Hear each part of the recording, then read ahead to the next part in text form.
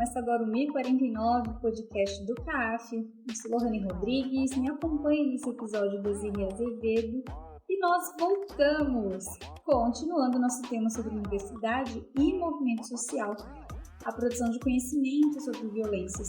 E hoje vamos conversar sobre o território, o espaço da Cracolândia e as questões que afetam aquele lugar. Para isso, a gente tem vários convidados e eu vou começar apresentando para vocês. O primeiro deles é o Daniel Melo, que é jornalista, poeta e documentarista. Ele atua como repórter em São Paulo desde 2009, cobrindo temas relacionados a políticas públicas e direitos humanos. Além disso, ele é militante contra a violência policial na região da Cracolândia desde 2017, onde atua com o coletivo A Craco Resiste e a Associação Birico. E, em 2019, lançou o livro Gargalhando Vitória, Poemas da Cracolândia, pela editora Elefante. Olá, Daniel, tudo bem? Oi, boa noite, Lohane. Tudo bom, todo mundo? Boa noite, Luiz, Desirê, Daniel. Em seguida, a gente tem o Aloysio Marino, que é pesquisador e educador. Ele é formado em Gestão de Políticas Públicas, com especialização em Políticas Culturais pela USP, e tem mestrado e doutorado em Planejamento e Gestão de Território pela UFABC. Atualmente ele faz o pós-doc e é um dos coordenadores do Lab Cidade, na FAU-USP. Oi, Aloysio, tudo bem? Olá, um prazer estar aqui com vocês.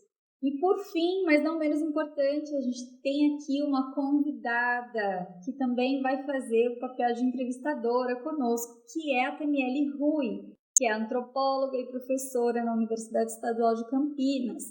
A Taniele vem se dedicando a pesquisas etnográficas na transversalidade entre os temas da pobreza, vulnerabilidade e marginalidade urbanas, além de ser autora do clássico Nas Tramas do Crack, Etnografia da Abjeção. Daniele, obrigada por estar aqui, seja muito bem-vinda. Obrigada, olá todo mundo, é um prazer estar aqui e conversar com Daniel, Luiz, Desirê e Lohane. Maravilha, gente, estamos muito empolgados por falar sobre este assunto que a gente já queria trazer há um tempo aqui no 49. E, para começar situando os nossos ouvintes, eu queria pedir para vocês, Daniel e a Luísa, apresentarem um pouquinho o que é a Craco Resiste e o Lab Cidade, e também que vocês contassem um pouco da trajetória pessoal de vocês, de como é que vocês chegaram a trabalhar na Cracolândia. Dani, posso começar dessa vez que você começou na outra? Vai. Pessoal, de prazer mesmo estar aqui com vocês. O Lab Cidade, em específico, é um laboratório da Faculdade de Arquitetura e Urbanismo da USP. É um laboratório que tem uma trajetória bastante interessante de pesquisação no âmbito da política habitacional, no âmbito de uma luta e de uma pesquisa próxima aos movimentos de moradia, e que pensa a cidade numa leitura crítica das políticas urbanas, num processo de pesquisa e num processo de intervenção no debate público. E um dos projetos específicos do Lab Cidade, o Lab Cidade faz parte, na realidade, de uma rede de universidades, envolve o Lab Juca da Federal da ABC, envolve o pessoal da Unifesp, do Observatório de Conflitos Fundiários, do LABAR. E esse grupo, que é o Observatório de Remoções, o projeto Observatório de Remoções, é um projeto que o Lab Cidade está envolvido há bastante tempo, já é um projeto de uma década. E em 2017, um pedaço ali da região central de São Paulo, onde estão os bairros Campos Elíseos, bairro da Luz, bairro da Santa Efigênia, onde estava ali, principalmente naquele momento de 2017, a concentração do fluxo, passaram por um processo muito agressivo de remoções, de despejos e com o uso de muita violência. Cenas absurdas de pessoas sendo despejadas das suas casas com um trator, com estruturas ali derrubando as paredes, com pessoas dentro, pessoas que saíram feridas, por pouco que não houve ali o pior, né? Pessoas mortas nessa situação.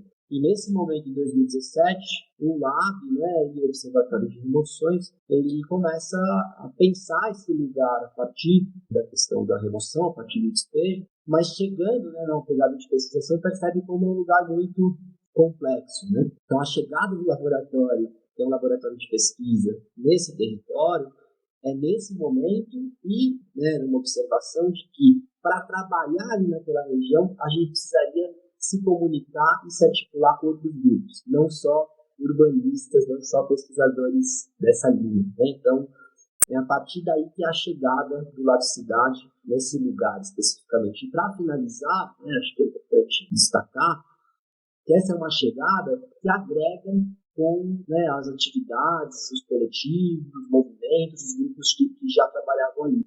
Na ideia da consolidação de uma grande rede, um grande fórum, que é o Mundaréu da Luz. Então, esse foi a grande forma de chegada do Lapicidade nesse território e ainda de presença desses pesquisadores hoje no âmbito do Mundaréu da Luz. Bom, eu fui como jornalista aqui em São Paulo desde 2009, trabalho na Agência Brasil, mas eventualmente já escrevi para outros veículos também. E desde que cheguei em São Paulo, sempre cobri ali a região da Cracolândia, né, desde 2009. E esse foi meu envolvimento inicial, né, com o movimento, só que eu comecei a atuar com o movimento social ali no final de 2016, início de 2017, que foi quando foi constituída a Craco Resiste, né? O que era a Craco Resiste? Era isso, né? Eram militantes do território, trabalhadores do território, frequentadores, né? E pessoas que residem ali também no território, que se juntaram para resistir ao que, né, infelizmente, se confirmou que era essa nova onda de ataque, né, às pessoas ali na região, que era o que já tinha acontecido em 2012, com o governo Kassab, Operação Dor e Sofrimento, e o discurso do João Dória, quando ele ganha as eleições ali, né, tanto durante a campanha como logo após que ele ganha as eleições, né, de acabar com a Cracolândia, era um discurso que, evidentemente, como se confirmou, evocava de novo, né, esse novo momento que une a ação policial investida no território, né, demolição de imóveis, como a Luiz citou, né, para abrir espaço para o outro uso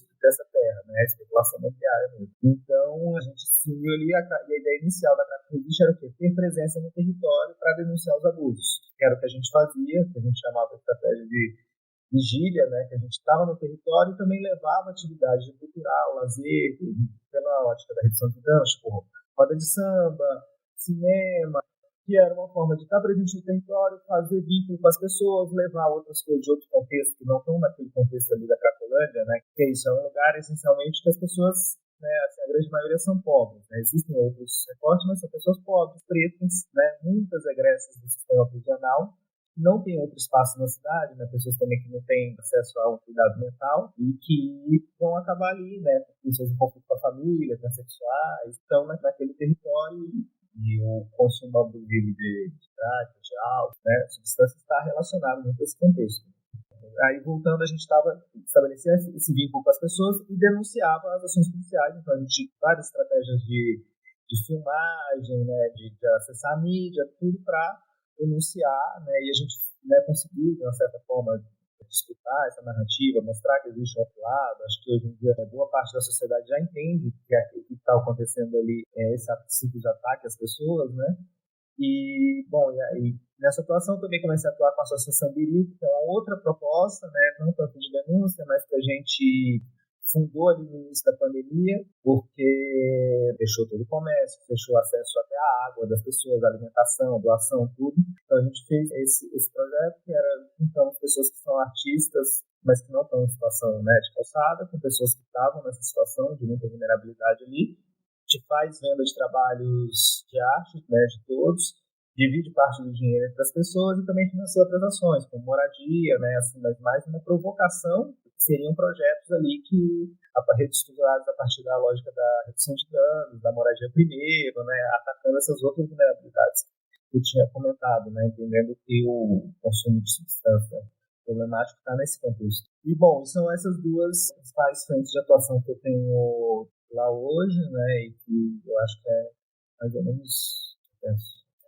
A gente começou a conversa falando de trajetória, né? E a gente ficou pensando o quanto, quando o tema é a Cracolândia, isso é um assunto sensível, né? Porque a gente está falando de um território que ele é representado, né, no senso comum a partir da figura dos consumidores, né, de crack, com todo esse processo de desumanização, né, que envolve essas pessoas, né? Então, em geral, essas representações elas se conectam muito com as suas corporalidades, né? Pensado assim, com foco tanto na ideia de degradação física e moral, né? Quanto de periculosidade.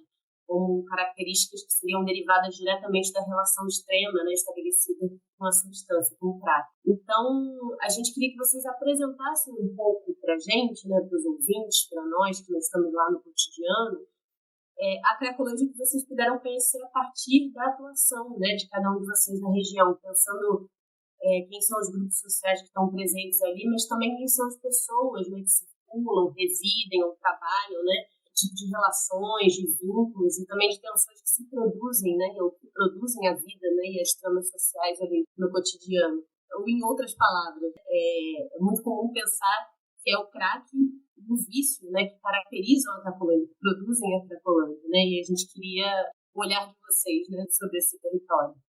Acho que é bom pensar primeiro a origem do termo, né? A origem do termo Cracolândia, ela é uma origem que tem essa intencionalidade, né, de demarcar um território, demarcar um lugar, como esse lugar dominado por uma epidemia da droga, né, um lugar dominado pelo tráfico, pelo poder, que ali naquele território atua da forma como quer. E essa ideia de Cracolândia no seu surgimento, com uma ideia vinculada, obviamente, ao discurso das guerras drogas, que significa basicamente guerra aos pobres. Mas esse termo ele vai sendo ressignificado. Isso também é importante de frisar, porque não só mobilizado por um discurso, né, de demarcar esse lugar como um lugar matável, aniquilável, mas também como um discurso e de uma forma também de pertencimento, talvez, ou de identificação dos sujeitos que estão também ali naquele território, né? Acho que hoje tem vários sentidos, mas a origem do termo é basicamente essa. Então, quando a gente identifica como Cracolândia, a gente, queira ou não queira, está reforçando essa lógica. Isso é uma contradição. Ao mesmo tempo, também, de certa forma, trazer o termo também é uma forma de pensar uma resistência, não uma resistência da permanência da Cracolândia, porque ninguém em sua consciência defende, né, a permanência da Cracolândia, mas também identificar esse lugar, identificar essas pessoas, tirar da invisibilidade, é uma forma importante de fazer com que o direito desses sujeitos, desses seres humanos, que não são mortos-vivos, não são zumbis, não são noias, são seres humanos, sejam respeitados. O direito à saúde decente, o direito a uma moradia decente, o direito a uma assistência decente. Então, acho que essa reflexão é bem importante em torno do termo e dos múltiplos significados que ele tem hoje, mas das suas contradições também quando a gente mobiliza o termo. E uma outra questão que eu acho que é legal também de dizer é que a Cracolândia não é um território, porque ela está em constante fluxo, em constante deslocamento. E esse deslocamento ele é provocado principalmente pela repulsa à Cracolândia. E essa repulsa ela é traduzida principalmente na violência do Estado e na violência policial. Por mais que hoje a gente também está visualizando alguns tipos de conflitos entre moradores, comerciantes e usuários mais violentos do que talvez nos últimos anos.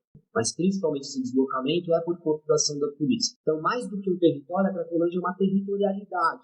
A Cracolândia é um fluxo. Acho que o fluxo é uma categoria territorial bem interessante.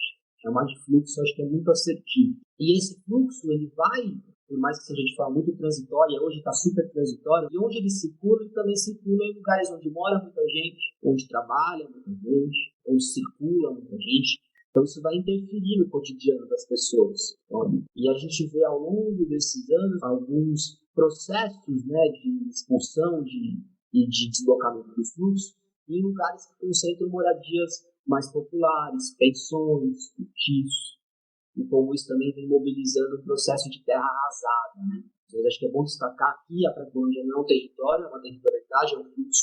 Então, onde tem Cracolândia também tem gente morando, tem criança morando, tem senhores, senhoras, famílias, às vezes famílias que moram há décadas. E essas pessoas, elas acabam sofrendo também as consequências dessa política que dispersa, remove e demole, dispersa, remove e demole. Uma máquina, né? Que não para. Então, acho que é bom destacar isso. Quando a gente fala de Cracolândia, a gente nunca só está falando de uma cena de usuários, a gente está falando de pedaços da cidade onde mora gente trabalhadora e que muitas vezes, quanto mais pobre, né, mais facilmente é expulsa desse território. Acho que isso é um elemento legal também de compartilhar. Acho que quando a gente fala de Cracolândia, acho que a gente fala, né, pode falar de várias coisas, muitas histórias, pessoas, mas entender que a Cracolândia existe antes do termo, né? Antes do termo Cracolândia existia a Boca do Lixo, que era a Cracolândia sem crack. E é interessante, assim, né, que era isso, né? Era um lugar, era a zona de prostituição, de consumo de droga, né? Tem uma certa criminalidade ali, e ela tinha muitas semelhanças com a Cracolândia de hoje, né? Era a Cracolândia, inclusive, dessa dispersão. Hoje a gente teve essa fragmentação da Cracolândia pelo centro, mas ela já tinha acontecido com a Boca do Lixo, né? Assim, e é isso, é curioso, né, que os mais famosos, lá o Ioritos, vai estabelecer lá a prostituição perto da Praça Marechal Deodoro, lá perto do metrô, né, da zona onde é o metrô. Né, assim, a fragmentação ela vai pelo mesmo território. Né? E entender, né, esse lugar como esse fluxo, né, de pessoas. A gente usa a metáfora do quartinho da bagunça, né, na Cracolândia, né, que é tudo que você não tem lugar para botar em outro lugar acaba se concentrando ali, né? São essas pessoas que não têm outro lugar na cidade. E assim, você vai vendo também como as ações do poder público se repetem da mesma forma, né? Assim, mas é isso, também entender a Cracolândia como um lugar de resistência. Né? É esse lugar que estão as pessoas que o Estado já tentou matar várias vezes, né? As pessoas que estão lá, o Estado já tentou matar desde que antes de nascer, né, que a mãe já estava em situação de fome, pessoas que, né, cresceram em situações precárias, né, sofreram racismo, então é isso, transexuais que foram expulsos de casa, espancadas, prostituídas, estupradas, mulheres que também passaram por sistema cis, que passam por processos semelhantes, todas essas pessoas acabam ali. E existe um certo laço de comunidade que são pessoas que estão sob desobediência civil também, né? O que você faz de você ter pessoas negras, pobres, centenas de pessoas fumando, usando droga no centro da cidade, que é uma coisa que a Marcha da Maconha lutou muito para conseguir, por exemplo, é uma questão a gente, né, entender assim, né, esse enfrentamento que também faz essa massa dessas pessoas botando seus corpos ali. E as pessoas estão existindo, né? Então, assim, são muitos aspectos, assim, acho que quando a gente pensa Cracolândia, mas acho que para a gente começar a conversar, acho que esse ponto é legal. Dani, não sei se você quer colocar alguma coisa já. Luiz e Daniel, muito interessante o que vocês estão trazendo, né? E para mim, da primeira fala de vocês, ficou bem evidente esse ano de chegada, né? 2016, 2017, mais evidentemente, embora o Daniel já acompanhasse há mais tempo, também depois, se ele puder, falar um pouquinho sobre isso, né? Do que ele acompanhou, pensar as diferenças e tal. Mas 2017 era um momento importante, né, de transição política, da saída do prefeito Fernando Haddad, da entrada, né, do prefeito João Dória. E eu percebo esse momento como um momento em que eu acho que a violência, de fato, se expande para o território, né? Ela deixa de ser uma ação contra os sujeitos, mas ela vira essa política de terra arrasada que o Aloysio tem chamado a atenção. É bem interessante que tanto o lado cidade, né, quanto a própria Craco Resiste surge, né, como uma resposta a essa violência forte, que tanto mata a política anterior, quanto incide uma nova política de gestão sobre o território, né? Então, eu queria um pouco que vocês falassem um pouco sobre essa violência, mas também, Aloysio, que você pudesse falar sobre as transformações desse território desde então para as pessoas que não conhecem ali o centro de São Paulo, tudo que aconteceu e derivou, assim, né, em termos espaciais, inclusive, né, porque foram muitas mudanças nesses anos para cá, né, e o Daniel também tocou num ponto muito fundamental que tem a ver com a origem do coletivo Iberico, né, que tem a ver com esse momento da pandemia, né? De fato, a gente já estava acompanhando, junto com a Defensoria Pública, conversando com alguns atores do território, o quanto também essa transição política implicou desmonte de muitas políticas ali, né? Então, foi desmonte mesmo, assim, né? Eu acho que 2019 teve aí esse momento de desmonte também de muitas, assim, políticas, e que teve um ápice na pandemia, né? E daí, assim, acho que teve toda a política relacionada à própria pandemia, né? Esse desmonte aí, não só das políticas, mas da própria infraestrutura do local, que teve a ver com mingar a água, mingar a possibilidade da vida mesmo, né? E daí o coletivo Iberico vem forte, né? E também como estratégia, Daniel, se você puder contar um pouco mais, tem a ver também com renda, né, e possibilidade de renda para as pessoas, eu acho que seria interessante, tá? Acho que é importante destacar que os conflitos ali em torno da ideia da Cracolândia, elas são marcadas por 3 processos, principalmente, né, se a gente puder falar bem sinteticamente. Primeiro, são as grandes operações policiais, com contingentes, né? Ou aquela grande operação, ou aquelas operações que vão sempre, todo dia, cotidianamente, mas é marcada por muita violência policial, por essas operações com grandes nomes, né? Caronte, Limpa Cracolândia, Operação Sufoco, são vários nomes assim tenebrosos, né? Então tem esse elemento muito forte. Tem o elemento das demolições que acompanham o processo de remoção, então isso também vai transformando esse território constantemente. Isso a gente é bom destacar, né? Para quem não conhece essa história, a gente está falando de um processo de 3 décadas. São 3 décadas de história. Então, grandes operações policiais, remoções e demolições nessa política de terra arrasada. E, por fim, né, um outro processo também muito violento são esses grandes projetos urbanísticos. Ele é muito violento, tanto simbolicamente no discurso, porque eles trazem a ideia de uma revitalização. Pode parecer um termo super legal, muitas pessoas colocam esse termo de forma ingênua como um termo legal, mas você parte da perspectiva que você vai revitalizar um lugar quando o lugar não tem vida, quando é o lugar da morte. Inclusive, a Operação Caronte, também dialogando com isso, né, é o barqueiro na mitologia que leva o mundo dos vivos para o mundo dos mortos. Né? Então, essa ideia também vai se repetindo. Né? Mas esse processo de revitalização ele é muito violento, porque é ele o processo que vai mobilizar tanto o discurso da guerra às drogas, do combate ao tráfico, como o discurso da renovação desse território, para provocar graves mudanças nesse lugar. Nesse processo de transformação, ele tem um primeiro ponto assim, que marca a construção de grandes equipamentos culturais. Então, você remove, demole para construir grandes equipamentos culturais. Mas você tem também a implementação de outros equipamentos que não necessariamente precisam demolir, né, mas como o Sala São Paulo, o Museu da Língua Portuguesa, e eram chamados na época pela própria Secretaria de Cultura do Estado de equipamentos âncora, a ideia de uma âncora que atrai a elite de volta para o centro. Então esse talvez seja o primeiro processo de tentativa de transformação ali por via urbanística, né, por via de intervenção ali com dinheiro público, com dinheiro privado, de transformação ali daquela paisagem, daquele tecido urbano. E mais recentemente, a gente percebe as últimas mudanças em torno da construção das PPPs habitacionais, que hoje são torres habitacionais viabilizadas por um modelo de parceria público-privada que é muito contraditório.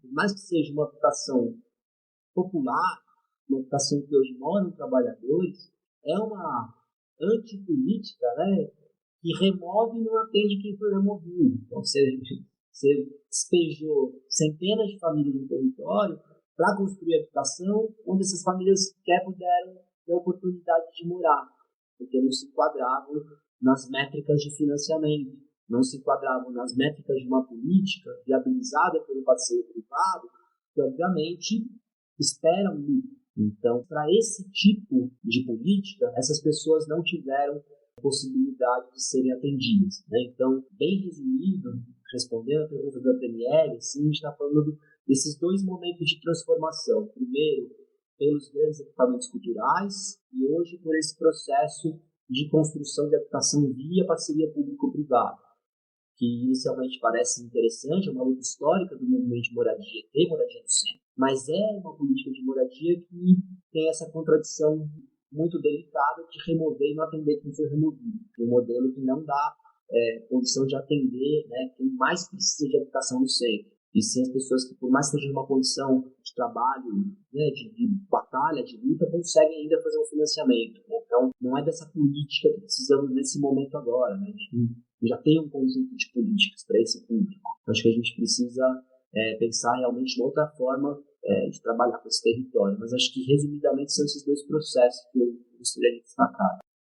Ele perguntou sobre, né, como é que foi antes, né, de estar lá, né, que eu vi. Eu cheguei no território em 2009, e é isso, eu cheguei de Brasília, né? Eu não era de São Paulo. Então a cidade já tinha um certo grau de estranhamento para mim. E era isso, um dia eu estava no centro, aí eu vi que tinha um grupo de pessoas fumando crack, eu olhei pela janela e daqui a pouco elas começaram a se mover e tal, aí eu vi que tinha a polícia atrás dela, empurrando elas para outra esquina. Aí eu falei, a polícia vai prender, me prendeu, só botou na outra esquina. Estranho isso, né? Aí, a partir daí, eu comecei a observar essa dinâmica do território, comecei a fazer algumas matérias, entrevistar gente que atuava no território. Continuei acompanhando esporadicamente. Esporadicamente tinha alguma operação policial, alguma política nova, algum projeto, alguma coisa. Continuei acompanhando, gente que fazia distribuição de alimentos, matéria também. E tem essa grande operação em 2012, que é um marco para mim, não só que isso, tinha o fluxo que tinha se juntado ali mais ou menos em algumas ruas ali, eles dão essa dispersada ali perto da Elbete, e eles demoliram um quarteirão inteiro. Eu lembro que um dia eu tinha ido ali, 5 dias depois, uma semana depois, quando teve a operação, não tinha um quarteirão, tipo, e assim, é isso, né, terra arrasada mesmo, assim, tinha caído uma bomba, e aí foi essa operação de 2012, que foi muito violenta, e foi um momento de virada, porque essa violência foi muito registrada, né, saiu nos jornais, aquelas cenas horríveis, das pessoas correndo, e a polícia batendo atrás, o negócio é que eles tentaram novamente dispersar o fluxo, abrir espaço para a especulação imobiliária, né, que eu conheci que o discurso da droga, né, ele justifica muitas coisas que não seriam justificáveis, né, então você justifica ficar batendo nas pessoas, justifica demolir imóveis, você demole imóveis, né, está falando dizendo que tem tráfico dentro dos imóveis. Então, é um tipo de justificativa que ela não seria, assim, não faz o menor sentido, né, até porque você vai demolir todos os imóveis que tem tráfico, vai demolir o Congresso, vai demolir muita coisa. Mas é isso, né? Essa mitologia do crack, né? O que é o crack? A cocaína fumada. Não é uma droga específica, né? Mas você criou todo esse mito de uma droga que você fuma uma vez, aí você já fica viciado. Quando você fica viciado, você vira um zumbi, você perde a sua mente, e a partir daí você vai justificando coisas que não são verdade, né? Porque é isso, o crack em tese é a cocaína fumada, mas a gente já fez teste e já tem indicativo que quase não tem cocaína, tem ketamina, tem esse indicativo que a substância que originalmente você diz que não é, então você não sabe nem o que é que você está falando. Tem médicos e médicos falando aí dos efeitos do crack, você não sabe nem direito que substância que é esse crack. Então, né, teve esse processo na época do Kassab, né, do Gilberto Kassab, que era prefeito, aí esse processo muito violento dá uma virada na opinião pública, é conseguida até por isso, né, uma liminar da justiça que proíbe a polícia militar de fazer esse tipo de operação, as pessoas passam a ter direito de permanecer na rua, e é isso, coisas também não seriam questionadas se não fosse esse discurso da droga, né? E aí entra o momento do Fernando Haddad com os braços abertos, que é um momento meio contraditório, que até no PT era controverso o assunto, tanto é que o governo federal vem com um programa crack é possível vencer, que é totalmente ao contrário dos braços abertos, a versão bem policialesca de enfrentamento da questão, mas o Haddad ele faz baseado naquela política que a gente estava falando, da programa de moradia primeiro, ou seja, você tentar estruturar a organização das pessoas a partir do básico, é isso, a pessoa precisa no mínimo de moradia, então a partir da moradia você vai estruturando, né? A pessoa tem um lugar de morar, aí você consegue, né, alimentar ela bem, não sei o que, cuidar da saúde dela, talvez botar ela para arranjar uma atividade para trabalhar, ganhar algum dinheiro, né? E a partir disso se organizando. Na verdade, faz esse programa de braços abertos, que dava moradia para as pessoas, nos hotéis da região, e também incluía em frente de trabalho da prefeitura, dava curso profissionalizante. Esse momento, assim, a minha crítica ao programa, primeiro que ele era muito pequeno, o tamanho da questão. Assim, né? A questão era muito maior. Assim. Tinha pouco investimento para o tamanho da questão, mas apontava para o que tem de melhor assim, para tratar dessa questão. Né? Porque, assim, você fala para mim que vai acabar com a Cracolândia, né? Ninguém defende a permanência da Cracolândia. Mas se acabar com a Cracolândia, a gente tem que acabar com o sistema capitalista, que é o grande moedor de carne. A gente tem que acabar com as prisões, a gente tem que acabar com um monte de coisas. Né? Então, assim, existe um sintoma ali que você consegue tratar melhor de outra forma, que é essa forma da redução de danos da moradia primeiro, que várias cidades do mundo conseguiram amenizar a situação dessa forma. Né? Então, o Haddad vem com essa política que começa a ter alguns resultados, mas foi desmontada nessa onda conservadora que chega até hoje em nós, assim, principalmente que tomou todos os espaços institucionais, né? Tem o João Dória, ele desmonta toda a política, né? Assim, ele substitui, vai militarizando a GCM e vai desmontando a política, é isso que ele faz. E chega ali no auge da pandemia, o João Dória já tinha saído para o governo, já estava no governo, estava o sucessor dele, né, o Bruno Covas, e o Bruno Covas, a primeira coisa que faz quando começa a pandemia é fechar o Atende, que era o último serviço que tinha sobrado na Cracolândia, que dava água, banheiro e pernoite para as pessoas, de alimentação. É isso o início a primeira política pública da Prefeitura de São Paulo, na cidade de São Paulo, em relação à pandemia, é fechar o atendimento, ou seja, tentar matar as pessoas que estavam ali na Cracolândia, de sede, de fome.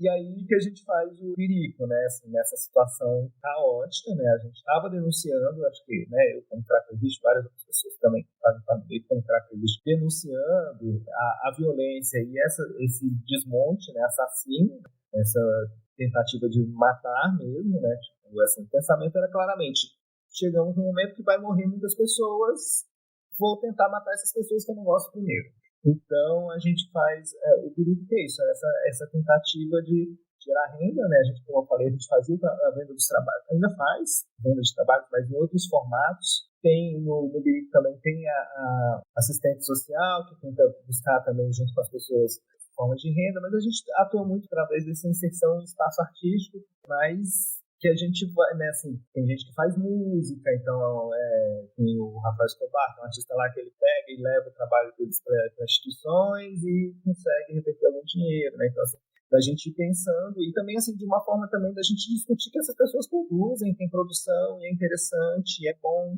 e de contra esse discurso que eu estava falando antes, que as pessoas não têm mente, que as pessoas estão, que é isso, esse discurso que tenta justificar relação compulsória, né? Que fala, não, a pessoa está fora de si, ela não tem condições de decidir. Não, ela só não decidiu o que você quer. Ela tem condições de decidir. Ela está decidindo ativamente que ela não quer nada que você tem para oferecer. Então, assim, a gente faz esse enfrentamento simbólico também. Assim, acho que a gente não pensa em ter uma grande escala para, né, ajudar todas as pessoas possíveis, mas trabalhar esses meios com essas pessoas que a gente tem vínculo, né? Então, essa é um pouco a proposta. Daniel, posso aproveitar e te pedir, se o Luiz quiser comentar também, mas é que você na onda do que você estava falando, né? O que é uma loucura, né? A gente fala de consumo de droga, a gente está falando de tantas coisas, de tantas substâncias, de tantas funções, né? Recreativas, rituais, enfim. Só que a perspectiva do proibicionismo coloca isso na chave exclusiva da segurança pública. Então, quando a gente está falando, e aí, a partir do que vocês estão falando aí, a gente está vendo, né? Tem a ver com saúde pública também, tem a ver com lazer, tem a ver com direitos básicos de cidadania, né? O assalto deles.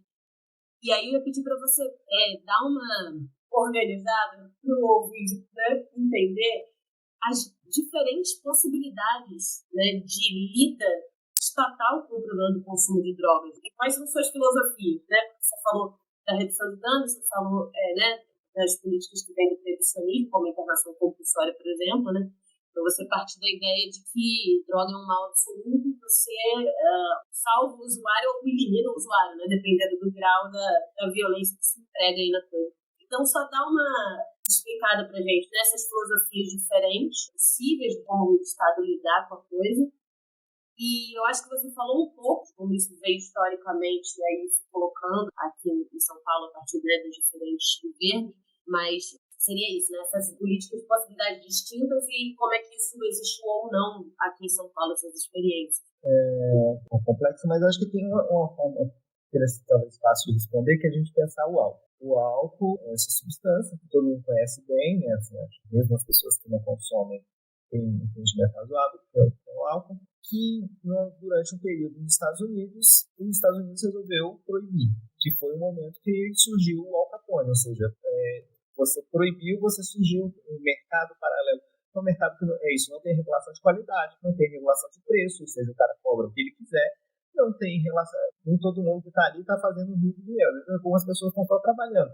É isso, não tem direito trabalhista. Se você então seu patrão te mata, literalmente. Né? Esse mercado que foi criado nos Estados Unidos com a proibição do álcool. Os Estados Unidos, em algum momento, percebem que isso é uma péssima ideia, aí o que fazem? Eles liberam o álcool novamente, mas eles começam a exportar uma política de proibir outras drogas, tanto nos Estados Unidos como nos outros países. Isso é a pior parte, né? Eles começam a exportar essa política para o mundo todo, proibida ali a maconha e a cocaína, que tanto nos Estados Unidos como no Brasil, são proibições que têm muito a ver também com o racismo, né, a perseguição às comunidades afro-americanas, né, que faziam o consumo de maconha.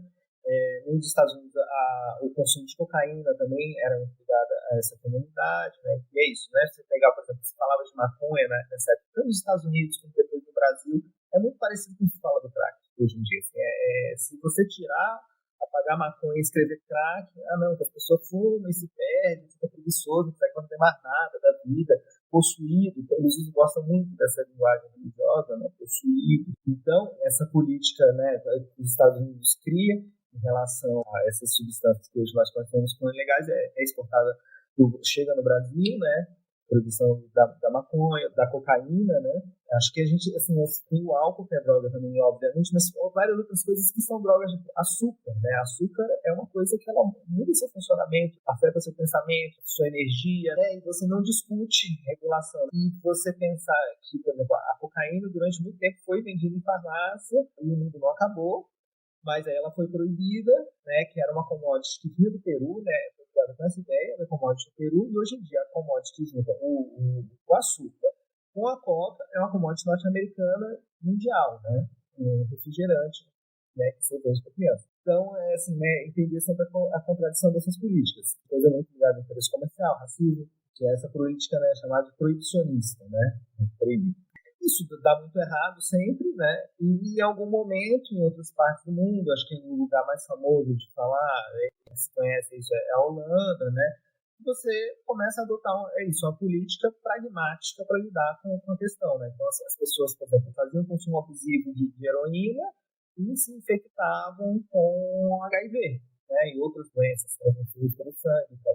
Então, o que você faz? Você começa a distribuir insumo para essas pessoas. Você começa a distribuir seringa descartável para todo mundo usar sem consumir nova. E com isso você diminui as infecções. A partir do momento que você estabelece essa relação, você também começa a ganhar confiança. Você não está lá só para punir a pessoa. Então a pessoa começa a achar que você talvez possa ser legal. Então você cria confiança dessas pessoas nesses agentes do Estado, no próprio Estado, nas organizações não governamentais, e consegue convencer a pessoa a fazer um exame, consegue a pessoa a, de repente, se estruturar, né?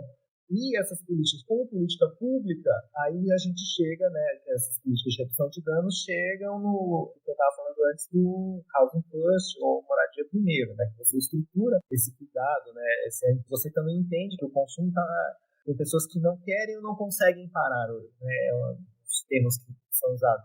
Que é isso, né? A condição de vida da pessoa, você tira a droga, não está melhorando, às vezes. A pessoa, para lidar com a vida que ela tem, ela vai ter um consumo, mas às vezes você consegue botar esse consumo de uma forma que ela consegue se organizar, da forma que ela achar melhor, né? Assim, não estar numa situação. E é isso, né? Tem esse respeito à autonomia da pessoa, né? Uma construção conjunta com a pessoa, e essas são as chamadas políticas do campo da redução de danos, né? Que hoje em dia está sendo muito atacado, que está também ligado com as políticas do cuidado e liberdade, né? Você tem as políticas manicomiais, de tratamento, ou seja, que a pessoa é apartada, praticamente vai presa. Inclusive, teve recentemente, dois jornalistas fizeram uma matéria para a Ponte, que é isso, um dos comandantes da PM lá da região, falando dos moradores, ele falou assim, não, que as pessoas precisam ser internadas, e a gente está fazendo internação voluntária. Inclusive, a prisão é uma internação voluntária, que você leva ela para a cadeia e ela não usa droga lá. Então, né, que são as políticas manicomiais, que é isso de você apartar a pessoa, entendimento que a pessoa não tem autonomia, e as políticas de cuidado de liberdade e redução de danos estão ligadas a você trabalhar a autonomia da pessoa. Acho que era mais ou menos isso. Eu queria só complementar o Dani rapidinho, que a redução de danos, né, acho que a abordagem da redução de danos era justamente esse leque, né, de políticas. E quando a gente pensa a construção da política pública, mais do que só um programa de redução de danos, a gente teria que ter uma linha de redução de danos e que vai atravessar diferentes programas. Tem que ser uma coisa construída intersetorialmente. Era um pouco a ideia do Braços Abertos, mas do jeito que a prefeitura se organiza hoje, isso é praticamente impossível de fazer. Então, realmente, a gente precisa repensar a própria lógica da política. A própria lógica da construção temática, setorial, que é muito bizarra. Acaba sendo mais uma disputa por orçamento, uma disputa pelo poder mesmo, né? E menos um trabalho ali orientado para desenvolver políticas públicas robustas, né? Que de fato respondam às questões e às demandas, né? As disputas internas mesmo dentro das próprias gestões acabam impossibilitando qualquer desenho de política intersetorial. Mas esse seria o grande caminho, né? Aí a gente está falando de habitação, mas essa habitação ela tem que estar conectada à política de assistência e saúde. Essa habitação precisa estar conectada com a política de cultura. A ação cultural não pode ser só um ponto em algum momento, ela tem que estar totalmente interseccionada com a política de habitação e de cuidado. Se a gente vai pensar só em caixinhas, por mais que seja um programa desenhado dessa forma, né, não vai rolar. Então, acho que esse é um complemento legal de trazer, né, de que redução de danos é realmente algo que tem que ser transversal e muito amplo.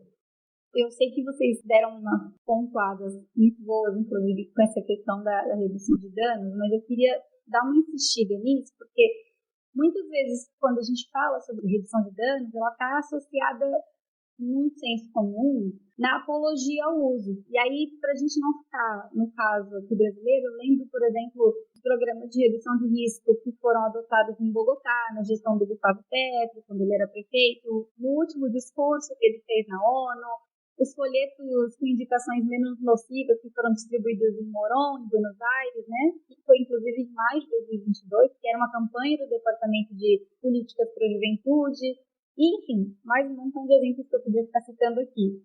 E aí, a internação forçada indiscriminada, ela continua sendo a alternativa viável no imaginário social. E, ultimamente, as comunidades terapêuticas, que têm ganhado um destaque enorme, inclusive como política pública do atual governo, mesmo sem nenhum tipo de dado ou indicador da eficácia dessas comunidades. E aí, no trabalho de vocês, as drogas em si, elas são o meio pelo qual vai se tocando em questões centrais para entender a realidade e a complexidade desses espaços e dos sujeitos que estão vinculados a eles.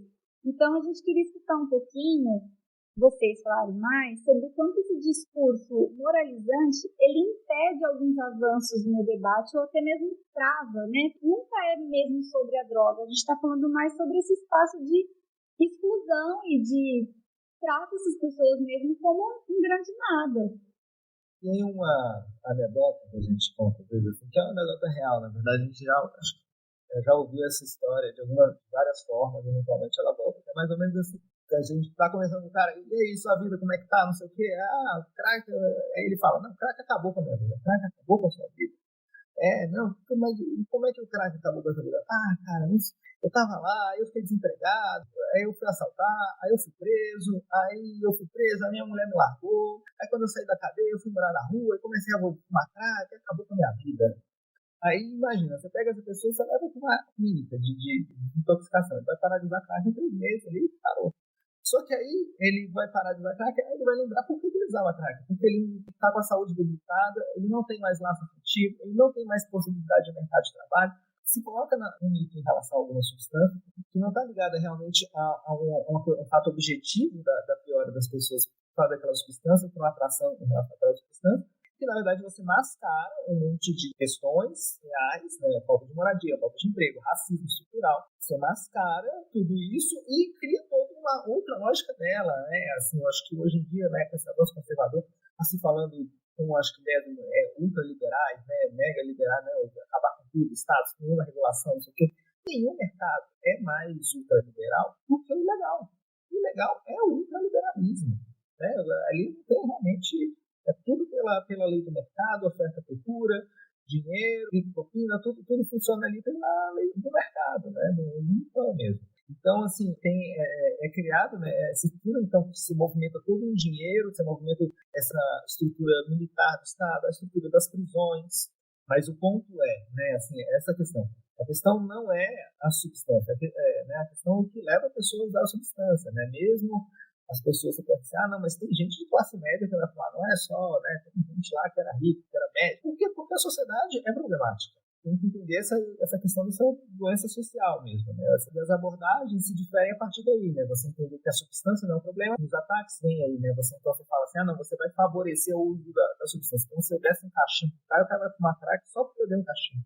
Né? Ele nunca tinha pensado nisso, mas dei um cachimbo na mão dele foi lá fumar um crack. E não faz sentido, né? Assim, sei lá, ninguém vai beber porque deixou de beber ou bebeu por falta de copo. E a gente foi atacado recentemente, né? A Cracolândia sofreu um inquérito policial sobre essa acusação, né? Essa é uma acusação que já foi superada várias vezes, né? Ela vai e volta, né? A gente supera e ela volta. Você tira o foco das coisas, porque o problema lá não sou eu. O problema é eles que estão batendo nas pessoas. Eu só estou denunciando o que eles estão fazendo. Eles fecharam porque eles quiseram atende para matar as pessoas.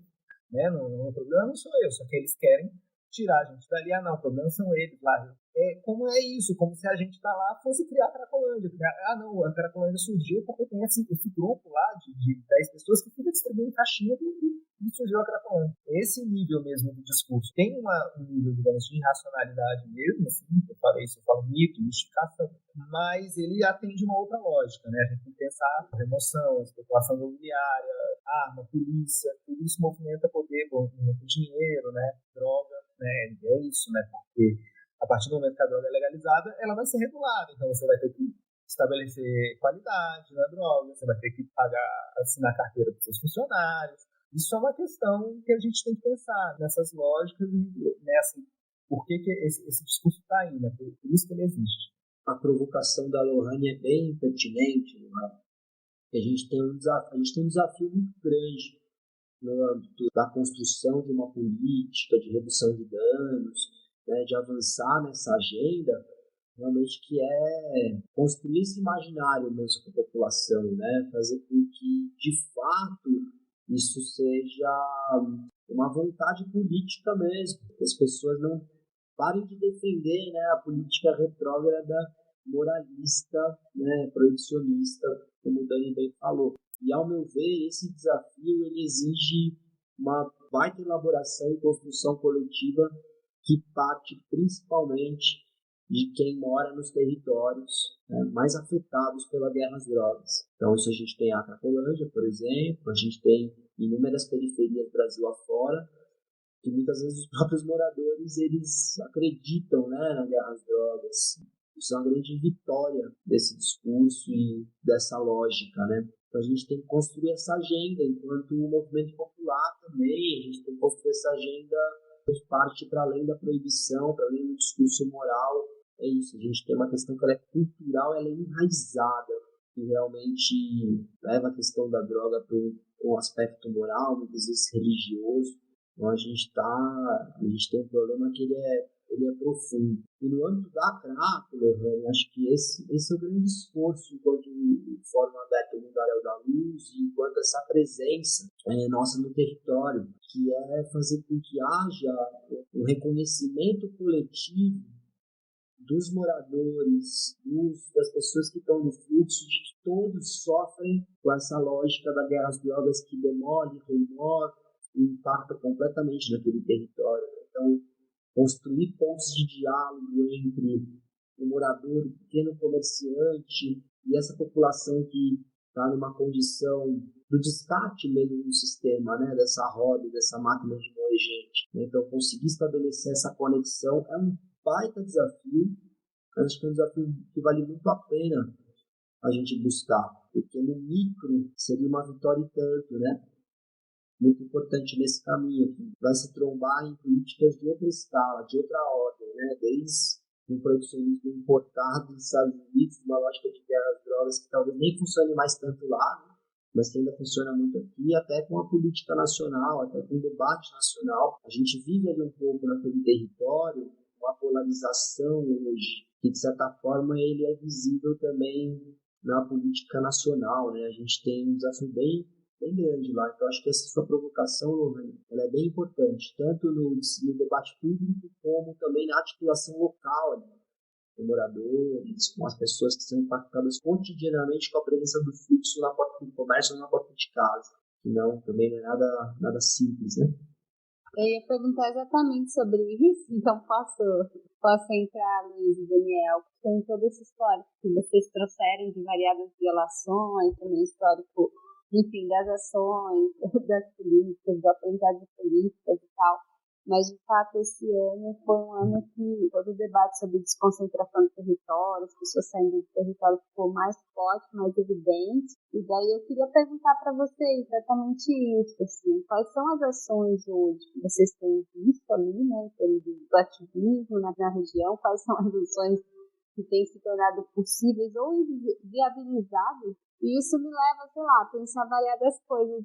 O Aloysio falou dos conflitos quentes que têm marcado a região, então esses conflitos, enfim, também se você puder falar mais, né, com os moradores, com comerciantes, temas de saques que foram vistas, foram debatidas e tal, então tudo isso voltou. Ao mesmo tempo, o Daniel falou muito da questão de, teve um momento talvez que a gente virou a opinião pública e o debate popular sobre isso, mas eu fui também sentindo uma angústia mesmo, confesso, de uma certa saturação de um debate sobre a Cracolândia, de como não tem mais o que fazer ali. Então, eu queria que vocês falassem um pouquinho sobre essa perspectiva do ativismo ali na região, das lutas possíveis e coletivas, né? E também, enfim, como é que faz essa conversa com os moradores da região central? Tem algumas experiências mais exitosas nesse sentido? Eu queria que vocês contassem para quem está ouvindo e como criar sensibilização, já que a gente está falando dessas vidas que têm muita importância em variar vidas, mas como criar uma sensibilização sobre o tema da Cracolândia, da questão da região central do centro de São Paulo, de uma forma que não seja também a reprodução da violência. Acho que é importante compartilhar, Dani, dois movimentos que rolam hoje, né? Eu acho que com essa situação da dispersão do fluxo, da volta da política da dispersão mais presente aí, que a gente vê nos últimos meses, né? Tem demarcado muito esse ano, né?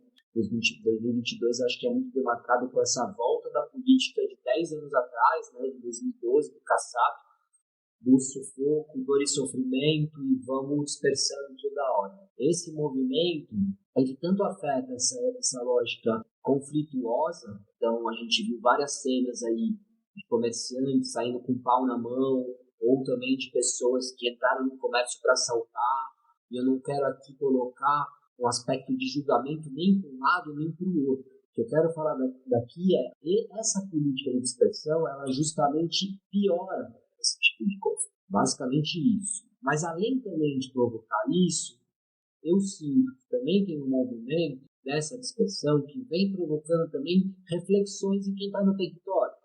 Já vi algumas vezes circulando pelo território da galera reclamar dessa política de dispersão como um grande equívoco.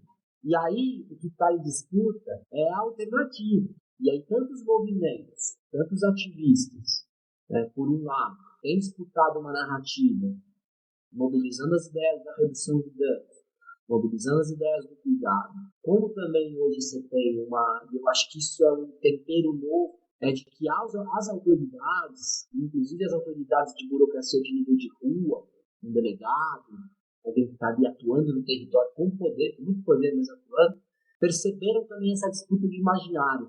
Então hoje eles também estão disputando isso, não apenas enquanto um projeto está ali tentando passar na Câmara dos Vereadores para deixar engrenar no mundo, ou um processo contra o Ministério Público, sei lá. Isso também rola. Mas eu sinto que tem também uma atuação desses agentes públicos na disputa da narrativa do imaginário. E aí essa disputa de narrativa e de imaginário era a lógica do nós contra eles. Então nós queremos resolver a partir da internação, e quem não deixa são eles. E eles vão abarcar em vários movimentos coletivos. Então, acho que a gente tem esses cenários muito complexos. Eu acho que esse tempero novo faz com que a gente tenha aí uma situação de ameaça aos ativistas, aos coletivos, aos grupos que atuam naquele território, que é bastante grave. Sendo que os grandes operadores são eles mesmos. Quem tem poder ali são esses atores institucionais. A gente está falando de coletivos que, como bem o Daniel trouxe, eles estão prefigurando alternativas, com cuidado, com atenção, com olhar, com escuta. Mas não é um movimento de permanência da tecnologia, de forma alguma. Quando eu falo que ninguém sem consciência defende a prevalência da Cracolândia, não pode ser entendido como tem que tacar pau na Cracolândia. Não é uma coisa ou outra. Né? Então, acho que fica nesse nós contra eles sendo mobilizado hoje. Eu acho que é um tempero que a gente precisa estar muito esperto, porque é um movimento que pode criminalizar pesado aí os ativistas, os grupos. Então, é algo que merece muita atenção, acho que nesse momento específico que a gente está vivendo. Eu acho que tem uma grande disputa, né, que o Aloysio trouxe, né, que é essa questão simbólica, né, que é uma disputa que a gente tem feito durante muito tempo e eu acho que, assim, tem alcançado outras possibilidades, assim, né, assim, por exemplo, é isso, né, o nome é Craco Revista. Aí você está falando, por exemplo, a Cracolândia é uma comunidade, antes era a Boca do Lixo, agora é a Cracolândia, né, e é esse lugar do centro de São Paulo, que tinha as 2 estações de trem, que vinham os trabalhadores negros do interior de São Paulo, a rodoviária, então tem essa característica desse trânsito de pessoas, gente que vem comprar na 25 de março, né? Então tem esse lugar de trânsito popular, né? E a gente está chamando a atenção para que, né, essa comunidade existe, né? Para a gente falar, a Craco existe, tem essa questão do enfrentamento das drogas, não, mas por que você está defendendo um lugar que as pessoas fumam crack? Mas se for o lugar, então, Passarela do Alto, podia ter até outro dia. Tem as zonas boêmias da cidade. O que é a zona boêmia?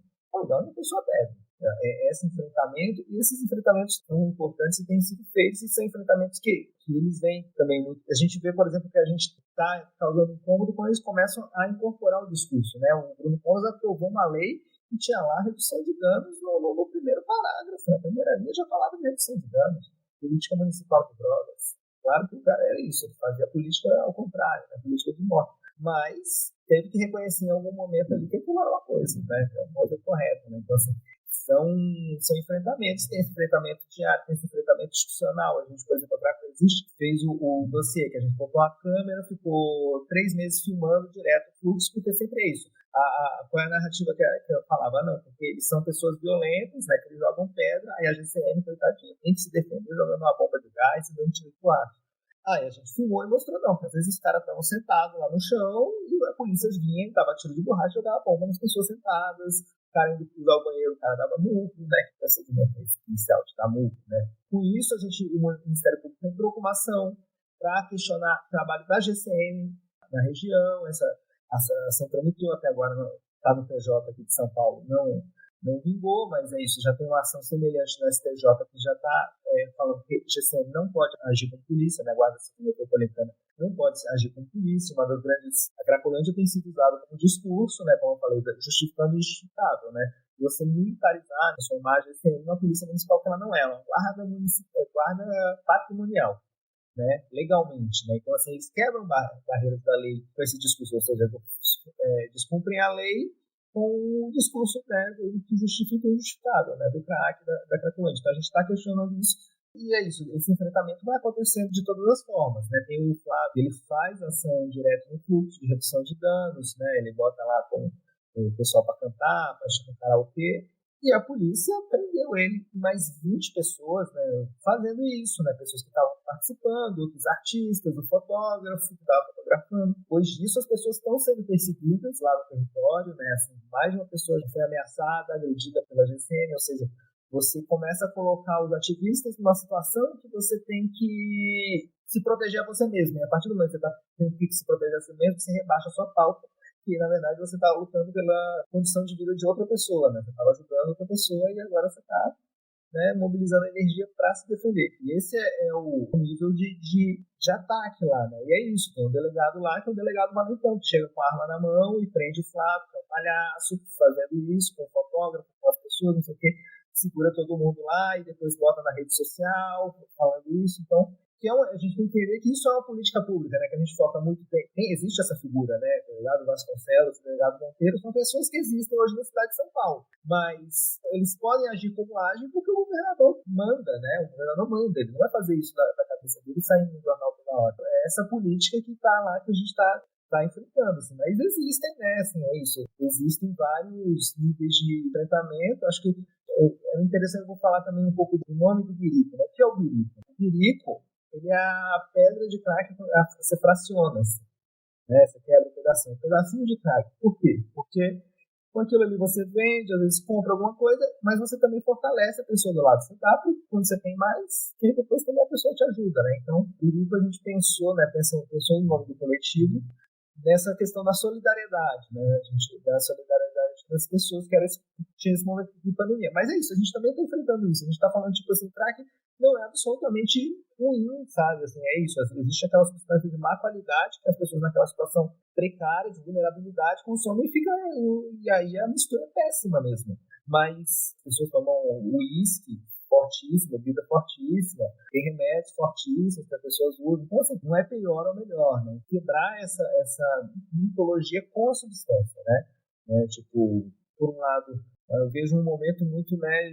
enquanto se acirra um lado contra, mas também acho que tem um momento que tem penetração, assim, acho que a gente tem conseguido chegar, mas, assim, existe esse nível desse enfrentamento físico no território que ele está complexo também. Posso, gente, continuar, né? Acho que vocês estavam falando um pouco, eu fiquei pensando aqui sobre a relação entre a reprodutibilidade dessa violência e a produção de informações, de informação de qualidade, informação mínima, né? Sobre a população, sobre a territorialidade. A gente vê que, de um lado, a gente está falando aí de uma territorialidade associada a essa itinerância, né, da cena de consumo, né? Então, o fluxo, né? A circulação de pessoas. Mas, do outro lado, tem a Luz, um Campos Elíseos, um território de habitação popular que é visado ali pelos mercados imobiliários. E aí o mapa da dispersão da Cracolândia, né, que foi divulgado em julho pelo Lado Cidade, mostra, né, que essa atuação violenta da PM e da GCM visa justamente a dispersão do fluxo, que está dedicada atualmente à manutenção dos usuários em movimento, me parece. Esses dias eu li um artigo que a Dani publicou na Folha com a Fernanda Valéria, né? E aí fala um pouco sobre essa política de fazer andar, né, de confinar, que vai cansando, vai deixando os frequentadores do fluxo ali em estado de alerta permanente. E aí eu queria perguntar, a primeira coisa, acho que vocês já falaram um pouco, mas enfim, como que essa política de manutenção em movimento, ela se reflete nas políticas públicas de atenção e cuidado que ainda existem na região, como elas atingem também os trabalhadores desse serviço de atendimento. E, por fim, como essa estratégia impacta também a possibilidade de produção de dados, né, sobre a população e sobre o território, dados sem os quais não se faz política pública. Acho que tem esse elemento que realmente, ele é muito, muito importante de ser analisado, né? Porque realmente, quando você dispersa em vários fluxos, você dispersa essas pessoas e elas ficam circulando, você primeiro mal consegue ter uma noção real, concreta de quantas pessoas estão nessa situação, e eu acho que inclusive tem uma intenção nessa dispersão para justamente ficar mais simples de fazer manobras estatísticas, vamos dizer assim. Agora diminuiu porque se criou um cercadinho ali na Rua Helvétia, tem uma concentração, mas ali não é o único ponto. Agora a gente tem vários pontos com concentrações razoáveis de usuários espalhados e se pilotando, né? Isso impacta totalmente, depois da contagem, né? Além da contagem, além da quantidade de pessoas, você não consegue ter uma noção exata. Isso, lógico, é um elemento fundamental para a política de cuidado. Isso impacta, como você bem falou, as políticas existentes. Então, os profissionais de saúde e de assistência, eles têm ainda mais dificuldade de ingressar o fluxo nessa situação, tanto pela violência com que essas pessoas são dispersadas, elas respondem muitas vezes também de forma violência agressiva, então fica difícil estabelecer o vínculo, e os vínculos que existiam ficam bastante fragilizados, e a ideia da internação compulsória também em específico, porque a dispersão também está vindo aliada com a ideia da internação compulsória, fez com que, por exemplo, equipes dos médicos do consultório na rua fossem recebidos de forma bastante hostil em alguns momentos, porque naquele auge da ideia da internação, a galera via o pessoal de jaleco branco e já achava que ia internar. Então, colocou em risco, inclusive, os profissionais de saúde que atuam no território. Então, é muito complexo, não só por conta dos vínculos, que é um elemento, é óbvio que não vai dar certo, né? Chega a ser bizarro, né, do gestor falar é mais fácil quando eles estão dispersados e menos concentrados, porque quando eles estão concentrados, eles estão sob controle do tráfego. Quando há controle do tráfego, as equipes não conseguem entrar, não conseguem trabalhar, como se fosse só uma discussão do território onde eles estão e como eles estão dispersos. É uma questão muito mais ampla, muito mais complexa. Então é bizarro esse tipo de argumento, porque na verdade o que a gente tem é o contrário. Você tira toda a capacidade de um serviço de cuidado de assistência que já é precário, não conta com a mesma infraestrutura, por exemplo, que a política de segurança pública, quando está disperso, violento, com vínculos fragilizados, essa estrutura que já é precária não consegue operar. Então pode até parecer, está tendo mais atendimento, isso inclusive é uma narrativa, né? Estamos atendendo mais, mas como que é coletado o dado de atendimento? Porque muitas vezes só do cara ir lá, entrar, usar um banheiro químico, ou lá pegar um negocinho, contou como atendimento. E aí você infla um número, infla um dado e disputa em torno disso, para mostrar que essa política está dando certo. Mas, na real, no concreto, isso está dando completamente errado. Mas eles sabem disso. Então, tem uma disputa aí por trás que a gente precisa entender melhor realmente o que ela é. Deixa eu pegar um ganchinho para te perguntar enfim, para vocês. A gente queria um pouco que vocês falassem como que as organizações que atuam no âmbito do Fórum Mundaréu da Luz, elas residem por meio das ações que se desenvolvem nos marcos dessa produção de dados, confrontando a política de opacidade, de violência e improvisação do Estado, porque seria interessante, especialmente, falar sobre o Plano Campus Elíseos Vivo. É uma pergunta bem boa. O Mundaréu da Luz, ele não é um coletivo, ele não é um grupo de pessoas específico, ele é, na verdade, esse fórum aberto, construído com a intenção de juntar e de aglutinar diferentes repertórios de ação, né, e de conhecimento sobre esse território que é tão complexo. Já foi muito mais ativo, inclusive, é importante destacar isso. Tinha reuniões periódicas, bastante gente que participava, exatamente no momento que a gente constituiu um plano alternativo para esse lugar. Foi ali nos anos de 2017 e 2018 que a gente elabora um plano urbanístico e social chamado Campus Elíseos Vivo, que ele foi construído juntando o repertório dos movimentos, dos ativistas, mas também o repertório dos moradores, dos comerciantes que naquela época estavam ameaçados de despejo, em 2 quadras ali ao lado da Praça do Prestes, e infelizmente esses moradores foram despejados. Mas o projeto, na época, era justamente pensar assim, em uma melhoria das condições de habitação de uma parte daquela população, mas pensar essa melhoria, e também com construção de unidades habitacionais, mas essa melhoria, essa política habitacional, incluindo as pessoas que já viviam ali, né? Não uma política que partia da remoção e da demolição. Então era um plano que pensava o mínimo possível de demolições, assim, a não ser em casos que realmente a estrutura estava comprometida, e sim algumas adequações no trabalho com os terrenos já livres, espaços ociosos e a efetivação de um instrumento urbanístico, que é o parcelamento de edificação de uso compulsório, para pegar aqueles imóveis que não cumprem a função social, tem dívidas de IPTU, isso é um caso recorrente, inclusive, no centro de São Paulo. Então, a partir dessas alternativas, sim, construir habitações, mas envolvendo as pessoas ali, não removendo ninguém. E um plano que também tem uma pegada intersetorial, né, de envolver ações da cultura, com dispositivos de vizinhança, muito inspirado também na própria ação da época do De Braços Abertos, com o pessoal da Casa Rodante, inspirado nas práticas da Craco Resiste, hoje também inspirado na prática do bilico, do pagode na lata, do Bloco Holândia, e grupos que já trabalham a cultura também como redução de danos, um plano que também envolvia cuidado, assistência, ficou muito bonito enquanto plano, né? E a gente tentou, inclusive, um processo na época da Constituição de levar, de apresentar, apresentando para o Bruno Covas, apresentando para o Milton Leite. Eu estava pessoalmente numa reunião com o Milton Leite. A gente buscou tensionar as estruturas, mas também serviu como um diagnóstico de que não é só criar um plano. Na verdade, a gente tem que se perguntar não porque a Cracolândia nunca acabou, mas talvez porque a Cracolândia permaneça existindo.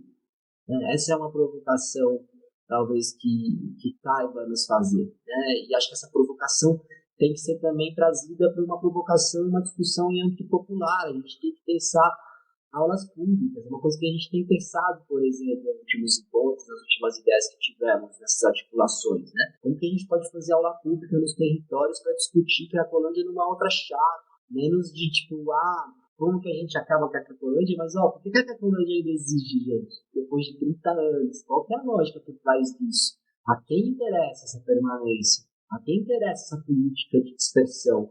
Eu acho que a gente tem que refazer as perguntas, na realidade. Depois de feito, depois da disputa toda, acho que as perguntas são outras. Não precisamos de um novo plano, porque o novo plano já foi feito. Ideias tem, práticas reais, concretas já tem, podem ganhar escala. Que a gente precisa refazer as perguntas e entender por que isso permanece. É interessante que a gente está aqui com pessoas que não são Estado, né? Então, eu queria talvez que vocês falassem, né? Qual é a sensação de viver nas ruas do centro de São Paulo nesse momento? O seguinte, né? Assim, a gente tem essa pressão muito grande, né? Da violência policial mesmo, né? Da polícia civil, né? Que deve estar fazendo investigação, atacando as pessoas. Tem a Guarda Civil Metropolitana, tem a PM, tem o desmonte, né, do serviço, ou seja, está mais difícil a vida das pessoas, política de dispersão, então, né, as pessoas ficam mais violentas, né, as pessoas, às vezes você fica, quando você ficava sempre no mesmo lugar, tinha uma pessoa que você conhece que vai lá te dar uma doação, daqui a pouco não vem mais essa pessoa, né, nem esse vínculo efêmero você consegue fazer mais. Então, as pessoas ficam com mais raiva, tem mais assalto, mais furto, acho que não é um problema falar isso. A estatística mostra que é real. E isso também coloca os moradores da região contra as pessoas com mais força, né? Isso é intencional. Isso traz, né? Então, essa tensão vai e reverbera de volta dos comerciantes, né? Você tem lugares que estão miliciados. Então, eu acho que é esse momento, assim, de intencionalmente provocar esse conflito para você conseguir reverberar também na opinião pública. Não, isso é aquilo que a gente estava falando, né? Tem que internar, né, tem que prender, tem que tirar essas pessoas dali porque não comportam. Então, assim, não, essas pessoas estão se escondendo em determinado imóvel, então vamos derrubar esse imóvel, vamos esconder mais lá. Né? Então, assim, você vai construindo e essas pessoas estão no meio disso, né, no centro disso, né, assim, e todos os aspectos se reverberam, né, assim, é isso, você vê no jornal uma manchete agressiva, você vê na televisão o cara falando barbaridade contra você, é um nível violento, assim, é medonho, né, imagina estar nessa situação, né. Acho que a pergunta da Tânia é bem importante também, porque a gente está vivendo agora uma reedição da velha história da interdição, demolição, remoção. Né? A gente agora tem uma das quadras ali, entre a Barão de Piracicaba e a Rua Elbete, a quadra 48 da subprefeitura da Sé, que está passando por um processo justamente de ameaça de remoção de alguns moradores. Então, isso está acontecendo já, agora. E, de novo, essa história se repetindo. Então, acho que, além, né, de tudo que foi comentado até aqui, né, de uma disputa que repete também, acho que a lógica um pouco nacional do nós contra ele, de uma política bastante espetaculosa também, a gente vê de novo essa velha história, famílias sendo despejadas em torno de um projeto de renovação do centro. Agora a gente tem o Rio Central, que é o mais novo projeto público que acabou de ser regulamentado na Câmara, né? Não é um projeto novo, mas ele teve a regulamentação agora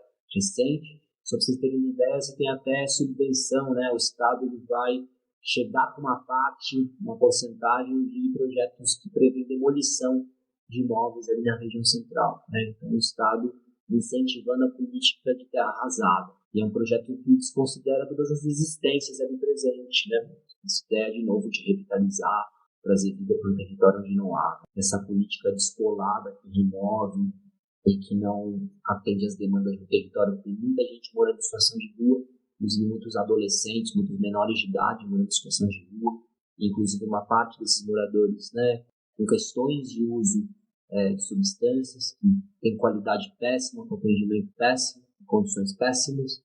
Tem pessoas morando em pensões com péssimas condições, tem pessoas morando em ocupações também com péssimas condições, porque temos ocupações organizadas, mas também temos ocupações que não são tão organizadas, ou que a lógica de organização não garante qualidade habitacional para as pessoas. A gente tem uma série de demandas no centro que são ignoradas, né? Pelo contrário, essas pessoas estão cada vez mais sendo removidas dali. Então, a gente está vivendo isso agora também. Uma quadra específica ali está passando por um processo de interdição, de tentativa de remoção e consequente demolição desses imóveis, né? Fazer um comentário aqui de uma experiência pessoal minha no território. Eu fui trabalhadora lá, né? Não dos temas propriamente que a gente está conversando aqui, mas eu trabalhei no Memorial da Resistência, 2016. Então eu circulava ali bastante, todos os dias. Tenho uma experiência, né, nessa coisa da solidariedade, de como a mera presença da polícia mexe. Eu circulava ali, cruzava muito com muitas pessoas. Eu nunca tive nenhuma experiência de violência que eu possa contar, que eu tenha visto ou vivido ali. A convivência pacífica, pelo menos via isso ali no entorno. E tinha um senhor que estava em situação de rua, eu creio, e ele ficava sempre na mesma esquina. Então, todos os dias eu passava por ele. Todos os dias ele me cumprimentava. E ele estava em situação de vulnerabilidade, ele claramente. E aí um dia eu passei por ele e ele estava comendo. E aí ele me cumprimentou como todos os dias e me ofereceu um pouco da comida dele. Eu fiquei muito tocada. Eu falei, meu Deus, esse senhor está aí sentado, vulnerável, e todos os dias passamos aqui nos cumprimentando se ele tinha algo para me oferecer, e ele fez. Eu lembro que eu fiquei muito tocada assim, pelo gesto dele. E isso foi mais ou menos numa época que a GCM não ficava, né? Os consumidores ficavam sentados ali na frente, na porta do memorial. E a GCM não ficava por ali. A partir de um determinado momento, ela passou a colocar o carro em cima da calçada, na porta do memorial. Os agentes passaram a comer, né, dentro do memorial, enfim, fazer coisas lá dentro. Nesse momento, quer dizer, as pessoas que ficavam ali não ficavam mais, né? E esse senhor, que ele cuidava todos os dias, que ele falava todos os dias, ele sumiu. Ele nem ficava na frente do memorial, ele ficava na esquina. Mas a mera presença ali, o cara saiu. Então, assim, é muito violento e é bizarro como assim, são ciclos, né? São ciclos dessa história. Enfim. Mas o que eu ia perguntar era sobre justamente o dossiê, pensando aí as videoevidências que vocês reuniram lá no dossiê, chama Não é Confronto Massacre. E a gente já mencionou aqui, né, o Estado lançou justamente o sistema policial punitivo para responder a essas denúncias. Que vocês trouxeram através dos vídeos, que são muito fortes, muito difíceis de ver, inclusive. Então, acho que, né, expandir um pouco a criminalização que já recai sobre consumidores de droga também sobre os ativistas, né, como a gente já falou aqui. Só que, por outro lado, a gente trabalha com isso, tá? E é sempre um dilema essa questão. Porque muitas vezes faltam provas de que as violações são cometidas. Mas, por outro lado, a gente sabe que não é por falta de provas, né, que elas são cometidas. E, ao mesmo tempo, o sistema penal também ele é, muitas vezes, a única via oferecida para a gente, para a sociedade de maneira geral, para canalizar assim, os nossos desejos de justiça. Aí é uma angústia mesmo, é algo que a gente compartilha, e como politizar, né, o problema da violência de Estado, como discutir politicamente, a partir dessa produção de evidências, né? A partir, por exemplo, de uma iniciativa tão importante como essa que vocês fizeram com os vídeos. Como eu falei, assim, acho que primeiro partir do entendimento que é uma política pública, né? Deixar claro que a política é sistemática, né? Quando a gente fez o da Confronto e Massacre, é isso, né? O discurso do confronto. São as pessoas que entram em confronto. A gente vai mostrar que não é isso. Inclusive, a gente tem um vídeo de antes do momento do ataque aos carros, que a gente mostra que as pessoas estavam quietinhas lá e a polícia atacou e eles foram atacar, né? E a gente mostra que são várias vezes ao longo do tempo. É uma política pública, assim, né? Então, assim, acho que a gente tenta travar sempre essa discussão, né? Tanto é que isso, a ação civil pública para parar a ação da GCM, né? Como um todo, apesar de que a gente acredita mais na pressão da opinião pública, né? Acho que a gente leva a pressão constitucional, porque ele disputa lá também, né? De repente dá uma sorte, não sei o quê. Mas o campo que vai fazer funcionar é o da opinião pública, é levar para as pessoas mostrar que aquilo é um absurdo, que aquilo não funciona. Por alguma lógica, a pessoa você pega, né? Mas é isso, sim. Existe uma tentativa do Estado, justamente de abafar a denúncia, é jogar para a via da punição individual, né? Então, é realmente uma disputa, é um lugar da opinião pública que é isso, né? A gente conseguir mostrar como isso não resolve, né? É uma disputa que às vezes também é isso. Às vezes a gente precisa também recorrer a isso, né? E como horizonte é essa disputa da opinião pública, né? A gente atacar o problema por todos os lados, e apresentar isso do gasto público, né? O que né? Aquilo que eu estava falando, essa máquina que está envolvida, né? O salário, o GCM ganha cada GCM ganha um adicional de R$2.000 para trabalhar como polícia que ele não deveria trabalhar. Não tem sentido, né? Então, esses são campos que a gente busca também disputar, assim, né? Para além do absurdo dos direitos humanos, disputar, não que seja, né, nessa lógica mais liberal da coisa, mas que também é campo, né? Bom, chegamos ao final. Eu queria muito agradecer o tempo e a disponibilidade de vocês, dizer que foi um prazer e que as portas do 1049 estão abertas para vocês voltarem, falarem de outros assuntos. E se vocês quiserem deixar as palavras finais de vocês, a hora é agora. Acho que só agradecer o convite, né? Obrigado, foi bem gostoso, privilégio sempre. Eu também queria agradecer muito esse convite. Eu acho que é muito importante essa iniciativa de podcast e divulgação científica nesse formato. E é uma potência incrível e eu fiquei muito honrado mesmo de participar, tendo a Daniele como, né, uma interlocutora e entrevistadora, né? Você foi me sentindo chique pra caramba. Foi demais mesmo. Obrigado, Desirê, obrigado, Lohane, foi incrível mesmo. Nós ficamos por aqui e vocês já sabem, para nos seguir nas redes sociais é @caf_unifesp. Lá você encontra os outros projetos do centro e também os links para escutar os outros episódios do 1049, tá certo? Um abraço grande e até a próxima!